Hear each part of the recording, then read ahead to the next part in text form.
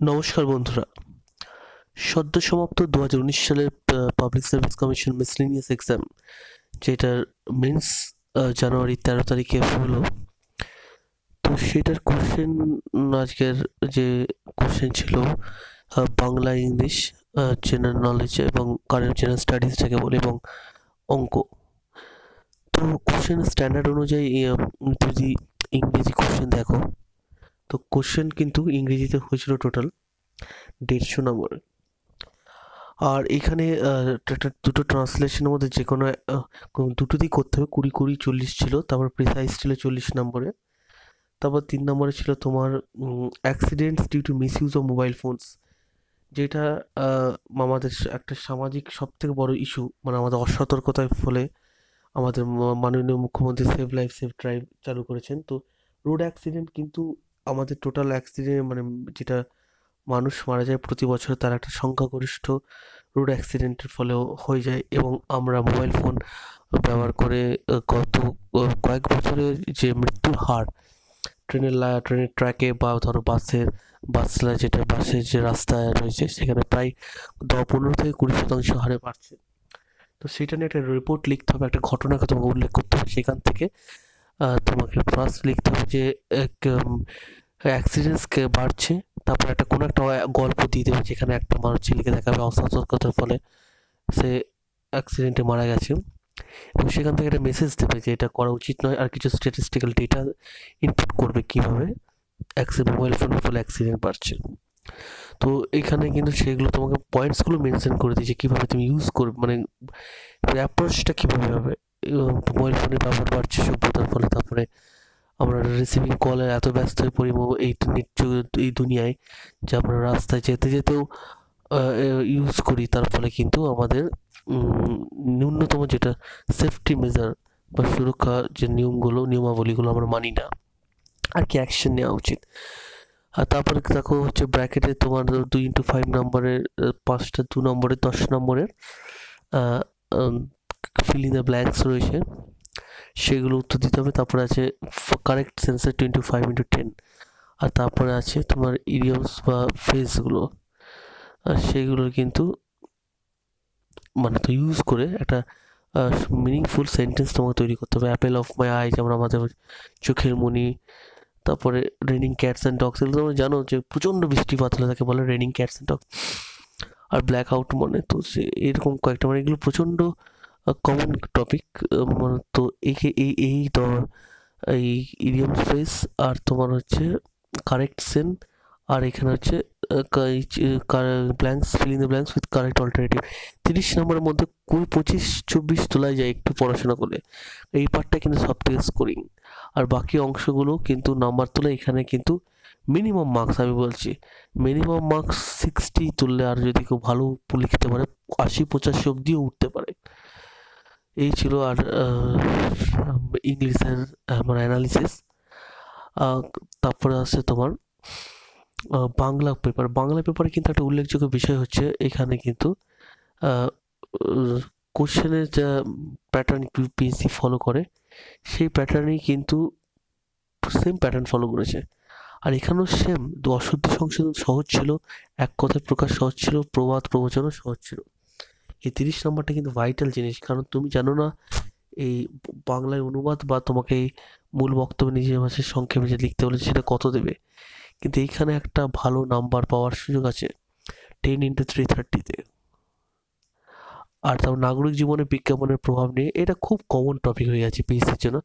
আর বাংলা বিনোদনের সাহিত্য, এইটা কিন্তু বাংলা বিনোদনকে সাহিত্য বলতে এখানে কিন্তু তোমাকে গণমাধ্যমে, সিনেমা, থিয়েটার, যাত্রাপালা, প্রত্যেকটা ক্ষেত্রে যেখানে বিনোদন, সেখানে আমার সাহিত্য কতটা নির্ভরতা, সাহিত্যর প্রভাব, সেখান থেকে সাহিত্য থেকে কতটা সরে এসে যাক, বিচ্যুতি ঘটে, পুরোটাই তোমাকে কিন্তু লিখতে হবে।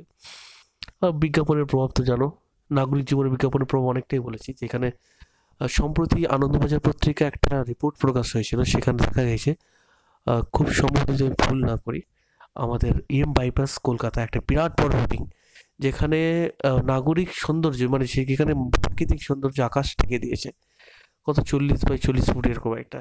সেটা একটা বিরাট বিতর্ক সৃষ্টি হয়েছে, কারণ আমাদের বিজ্ঞাপনের ইঁদুর দৌড় এমন শুরু হয়েছে যেখানে আমরা প্রাকৃতিক জিনিসগুলো পর্যন্ত ঢাকা পড়ে যায়।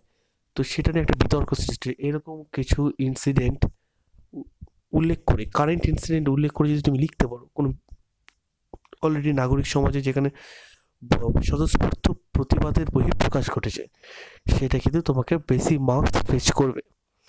তো এখানেও কিন্তু প্রবাবেল মার্কস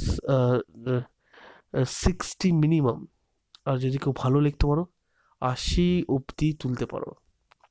তোমাকে দেখো হিসেবটা খুব সুন্দর, তুমি যদি 30-এর মধ্যে 3টে 25 তুলে নাও, আর সেখানে বাকি পার্টের মধ্যে তোমাকে 50 তুলতে হবে, বাকি কত নম্বর মধ্যে 120 নম্বর মধ্যে, যেটা প্রায় 40-45% একটা মার্কস, যেটা ভেরি মাচ ফিজিবল এবং পসিবল। তো এই হচ্ছে একটা অ্যাপ্রোচ। তো এই ছিল কোশ্চেনের আমার অ্যানালিসিস। আর তারপরে general studies and math arithmetic, এইখানে কিন্তু গ্রুপে যেটা জেনারেল স্টাডিজ পার্টটা দিয়েছে, পিএসসি কিন্তু বাউন্সার দিয়েছে, মানে অতি রিসেন্ট টপিক থেকে অতি মানে স্পেসিফিক টপিক তুলে দিয়েছে, এবং পারাটা খুবই টাফ। এখানে কিন্তু বেশিরভাগ বল ছেড়ে দেওয়াই ভালো যেগুলো জানো না, কারণ ভুলভাল লিখলে কিন্তু তোমার ওভারঅল যেগুলো ঠিক লিখেছে তার উপরে কিন্তু একটা এফেক্ট ফেলে, যে এক্সামিনার ভাবে যে সেখানেও হয়তো তুমি অনেক কিছু ভুলে মিল দিয়েছো। সেখানে রোহিঙ্গা প্রবলেম, এইটা একটু পারা যেতে পারে। 25 কমনওয়েলথ গেমস মিটিং, এটা একটু এটাও সহজ আছে। Debate over the amendment of the prevention atrocities PO act, এটা প্রচণ্ড টাফ, কারণ তুমি যদি অ্যাক্টের নিয়মগুলো না জানো বা সে কিন্তু চাপের ব্যাপার। আর ন্যাশনাল ডিজিটাল কমিউনিকেশন পলিসি, এটা একটা ওভার মানে একটা প্রচণ্ড সাবজেক্টিভ টপিক। এটা একটু ডিজিটালে কী কী ঘটনাগুলো ঘটছে আর কী কী মানে পলিসিগুলো নিয়েছে, যদি না জেনে থাকো জেনারেলিস্টিক 5-6টা পয়েন্ট লিখে দিলেও কিছু নাম্বার পাওয়া যায়, 4-5 না। H1B ভিসা ট্রাম্প প্রশাসন, যেটা নিয়ে বিশাল বিতর্ক। আর আমাদের H1B ভিসা আমাদের ক্ষেত্রে ইম্পর্টেন্ট, কারণ এটা একটা ওয়ার্কিং ভিসা পারমিট। সেখানে যদি এটা বন্ধ হয়ে যায়, সব থেকে বেশি affected, one of the affected Bharat এবং চায়না। এবং ভারতের দৃষ্টিকোণ থেকে দেখতে গেলে বিরাট একটা মানব সম্পদ কিন্তু H1 ভিসা নিয়ে কাজ করছে। আর সেখান থেকে কিছু নিউ রুলস দিয়েছে ট্রাম্প গভর্নমেন্ট, সেখানে কিন্তু একটু নিউ রুলস দেওয়ার মূল কারণ হচ্ছে জবস ফর আমেরিকান, মানে ভারত মানে আমেরিকার কর্মসংস্থানের বৃদ্ধির মূল লক্ষ্যে বাইরের দেশ থেকে যারা চাকরি করতে আছে তাদের কিছু বিধিনিষেধ আরোপ করেছে ট্রাম্প প্রশাসন। আর তারপরে কিছু শহর আছে এনএসআইডি, জিআইএফ, ডাব্লিউবিসিএসসি টিল, ন্যাক, আরআইডিএফ। ন্যাক আর ডাব্লিউবিসিএসসি টিলটা একটু পড়ার মতো, বাকিগুলো কিন্তু বেশ টাফ। তারপর হচ্ছে কি আবার ডেট দিয়ে দিয়েছে দেখো, 5x2, এগুলো কিন্তু প্রচণ্ড টাফ, না জানলে পড়া সম্ভব না। কবে অঙ্গনারী, স্বচ্ছ ভারত অভিযান, সুফল, স্বচ্ছ ভারত অভিযান, ডিজি লকার, তাও পড়া যেতে পারে, বাকিগুলো পড়াটা একটু। মুক্তিধারা হচ্ছে ভারতীয় ওয়েস্ট বেঙ্গল গভর্নমেন্টের স্কিম, আর এবি মুক্তিধারা, সি আর ই সুফল বাংলার মুক্তিধারা হচ্ছে ভারতীয় গভর্নমেন্টের স্কিম, ওয়েস্ট বেঙ্গল গভর্নমেন্টের স্কিম। আর বাকিগুলো হচ্ছে সে আমাদের ভারত সরকারের স্কিম। তারপরে হচ্ছে what is the full for JNE আর JNNURM, Parikud island, Dhansi river, এই পিভিটিজি, এইগুলো একটু JN JNNURM urban rural mission, এটা নিয়ে জওয়াহরলাল নেহরু, তো এটা নিয়ে লেখা যেতে পারে, এটা পারা যাবে। নতুন কি নাম আছে। আর পিভিটিজি হচ্ছে যে প্রিমিটিভ, যারা ট্রাইবাল গ্রুপদের মধ্যে যারা সব থেকে পিছিয়ে পড়া, আরও পিছিয়ে পড়া, তাদেরকে পিভিটিজি বলা হয়। সেখানে তাদের জন্য ট্রাইবালদের জন্য যে প্ল্যানিং করা হয়, তাদের জন্য আরও ভালো মানে প্ল্যানিংটাকে যাতে আরও বেটার ওয়েতে ইমপ্লিমেন্ট করা যায় ট্রাইবদের মধ্যে, মানে ব্যাকওয়ার্ড অ্যামং দ্য ব্যাকওয়ার্ডস, এটা হচ্ছে মূল স্লোগান পিভিটিজির। ট্রাইবদের নিয়ে কাজ করার জন্য তো কি পিভিটিজি ট্রাইব নর্থ বেঙ্গল, সেটা তো লিখতে পারি, এটা টাফ আছে। তারপর dancing in Cambodia, large Burma, president of Indonesia, vice chancellor university, এই প্রথমটা দ্বিতীয়টা পারা গেলেও ACDE, ACD পারা কিন্তু পেজ টাফ। ACDE চিন্তাভাবনাটা একটু তাও ঠিক আছে, বাকি তিনটে পারা পেজ টাফ, কারণ তুমি ভাইস চ্যান্সেলর ইউনিভার্সিটি ক্যালকাটা, আমি বললাম না না, মানে প্রায় কেউ পারবে না, এবারে কোশ্চেন দিয়েছে। তারপর অ্যান্সার দ্য ফলোইং এর কিছু, ওই গান্ধী তীর্থ ফিরত, এইগুলো তো মানে এতটাই স্পেসিফিক টপিক দিচ্ছে, তুমি আইদার জানো অত জানো না। এইখানে কিন্তু আমি বলবো 150-র মধ্যে 25-30 যদি কেউ পায়, it's a very good marks. আর অঙ্কতে কিন্তু সেখানে 40 থেকে 45 টার্গেট করতে হবে, সেটা 70 থেকে 75 এই পেপারে ওঠা সম্ভব, কারণ অঙ্কের স্ট্যান্ডার্ড খুবই ইজি ছিল। সাম অফ 15 মাল্টিপলস, 15, 15x1, 15x2, 15, 53, 45 এরকম করে তোমার লিখতে হবে, দিয়ে দিয়ে লিখে যোগ করে দাও। সেটা একটা ব্যাপার হবে। আর একটা করা যায় হচ্ছে 8 তম টার্ম কত, সেটা হচ্ছে 120, আর ফার্স্ট টার্মটা হচ্ছে 15। তারপরে হচ্ছে n/2 a+l, মানে n হচ্ছে number of terms into a+l, a হচ্ছে ফার্স্ট ডিজিট মানে 15, সেকেন্ড l হচ্ছে লাস্ট ডিজিট 120 দিয়ে এটাকে ভ্যালু বার করে কত হচ্ছে সেটা দেখো। আর find the missing term in the series 1, 4, এটা প্রত্যেকটা ন্যাচারাল নাম্বার স্কোয়ার, 1, 2, 3, 4, 5, 6 হচ্ছে অ্যান্সার 36 হবে। সিটাও ইজি, 4 ইজি, মানে এখানে কিন্তু 50ও পাবে যারা একটু অঙ্কে ভালো, আর 40 তো মিনিমাম স্কোর করা যেতেই পারে। তো এখানে ওভারঅল পেপারে কিন্তু 75 তোলা যেতে পারে। তাহলে আমার অ্যানালিসিস কি বলছে, যদি খুব কম করেও ধরি, ইংরেজিতে 60, বাংলায় 65, জিএস 30, জিএসের অঙ্কে বললাম 70 ধরলাম, তাহলে টোটাল কিন্তু 195। আর আর আর একটা হচ্ছে যারা একটু ইংলিশে কিন্তু 70-80 অব্দি তুলতে পারে, বাংলাও 70-80 তুলতে পারে, জিএসে 80 অব্দি উঠতে পারে, 80-85 অব্দি উঠতে পারে। তো 220 যারা এরকম মার্কস তুলে নেবে তারা একদম চাকরি কনফার্ম, ইন্টারভিউতে যেরকম ইন্টারভিউ দেওয়া হোক। তো প্রবাবল কাট অফ কত আমার মতে, যদি সিট যেটা শোনা যাচ্ছে 1000 থেকে 1200-র মধ্যে থাকে, আমি রিপিট, সিট যদি 1000 থেকে 1200-র মধ্যে থাকে তাহলে কিন্তু কাট অফটা হওয়া উচিত 175 থেকে 185।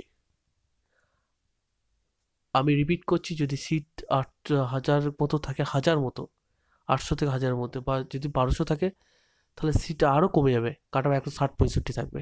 আর যদি কাট অফ সিট যদি 1000 থাকে বা 1000-এর বেশি থাকে তাহলে কিন্তু কাট অফ 170-80-তেও, 70-তেও নেমে যাবে, 70-তেও নেমে যেতে পারে। তো মোটামুটি 160+ যারা পাচ্ছ তারা ইন্টারভিউ কল এক্সপেক্ট করতে পারো। আর 210+ বা 205+ যারা নাম্বার তুলছে তারা মোটামুটি ধরে নাও চাকরি 80% কনফার্ম। আর 220, 25, 30 যারা পেয়ে যাচ্ছ তাদেরকে ইন্টারভিউ যাই দাও তোমরা চাকরি পাচ্ছ। এবার ব্যাপারটা হচ্ছে এখানে ফাইনাল রেজাল্ট কবে বেরোতে পারে। দেখো, যেটা নিয়ম অনুযায়ী সেটা হচ্ছে এর ফাইনাল রেজাল্ট কিন্তু ডিসেম্বর, জানুয়ারি, ফেব্রুয়ারি করে বেরোবো না, এখন 10-12 মাস ঘুমিয়ে যাও, 10-12 মাস আগে কোনো রকম বেরোচ্ছে না। তো এই হচ্ছে ঘটনা। আর টোটাল রিক্রুটমেন্টটা 3 বছর লাগে, 3-3.5 বছর, একটু WBCS হচ্ছে 5-6 মাস টাইম লাগে। তো আমি আবার কাট অফ বলছি, যারা 160+ পাচ্ছ তারা মোটামুটি ইন্টারভিউ কল এক্সপেক্ট করতে পারো। 170-80 ইজ এ গুড মার্কস, এখানে একটি ইন্টারভিউ পাওয়া, কল পাওয়া প্রায় কনফার্ম 70-80+। আর যদি 220-30 যারা পেয়ে যাচ্ছ তাদের, বা 200+ হচ্ছে মিডিয়াম বা ভালো স্কোর, মানে পাওয়া প্রায় 70-80% কনফার্ম। আর যারা 220-30+ পেয়ে যাচ্ছ তারা কিন্তু প্রায় চাকরি কনফার্ম, এটা এক্সপেক্ট করতে পারো। তো এই ছিল আমার আজকের ওভারঅল অ্যানালিসিস। যদি তোমাদের ভিডিও ভালো লাগে, আর যদি আমার চ্যানেলে তোমরা নতুন হও অবশ্যই সাবস্ক্রাইব করো, বেল নোটিফিকেশন ক্লিক করো, এরকম অনেক রকম কাট অফ সহ কোশ্চেন অ্যানালিসিসের ভিডিও পেতে আমার চ্যানেলকে ফলো করো। তো আজকের মতো এখানেই বিদায়, তোমরা ভালো থাকো, দারুণ কাটুক তোমাদের আগামী দিনগুলো।